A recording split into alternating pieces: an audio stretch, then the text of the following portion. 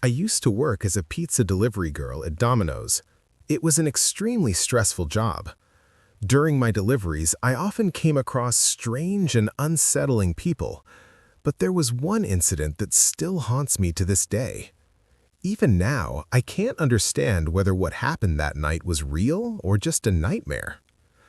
That night, after delivering my last pizza of the shift, I was about to head home when the phone on the counter suddenly rang. The guy who usually answered the phone had left early due to an emergency, and there was no one else except me. My boss shouted from his office, telling me to pick it up. I was annoyed, but I answered the call anyway. The woman on the other end spoke in a very low, almost whispering voice. I had to ask her to repeat herself twice. She ordered a large pizza and gave me her address. Before I could ask for her name, she hung up. That felt strange, but I brushed it off and prepared for the delivery. It was around 11:30 p.m. The address was far away, and the road leading to it was rough, dark, and completely silent. Thick forests surrounded the road, making everything feel even more terrifying. There were no cars, no people, nothing for miles. Suddenly, I noticed a small boy standing on the side of the road. Seeing a child alone at such a late hour made me stop my bike. I thought he might be lost, so I asked him what he was doing there and whether he needed help getting home. But the boy didn't respond at all. He didn't even blink, just stood there with a blank expression on his face. I repeated myself 2 or 3 times, but he remained silent. Feeling uneasy and already very late, I decided to leave and continued driving. Eventually, I reached the address.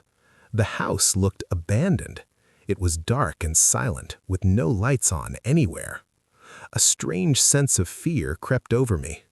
Just as I was about to leave, a light suddenly turned on in an upstairs room. I took a deep breath, walked up, and rang the doorbell. No answer. I rang it again. This time, I heard footsteps approaching the door.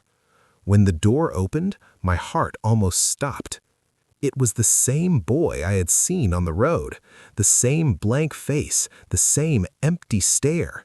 My mind raced. How could he have reached home before me? But I ignored the thought, handed him the pizza, and asked if his parents were home. He didn't answer. He just stood there silently, staring at me. Suddenly, I heard a woman screaming in pain from upstairs. Before I could react, I saw something so horrifying that the pizza slipped from my hands. I don't even remember what exactly I saw, only the terror. I ran back to my bike and sped away as fast as I could. Shaking, I called the police and told them everything. Later that night, I received a call from the police station. They told me they found nothing in the house, no woman, no child. After further investigation, they revealed that the house had been empty for 2 years. A family once lived there, a husband, a wife, and a 10-year-old son. One night, the husband murdered his wife and child and disappeared. Their bodies were found 3 days later. Since then, no one had lived in that house. Hearing this, my blood ran cold. Who opened the door that night? And are the souls of that mother and child still wandering this world? Maybe I'll never know.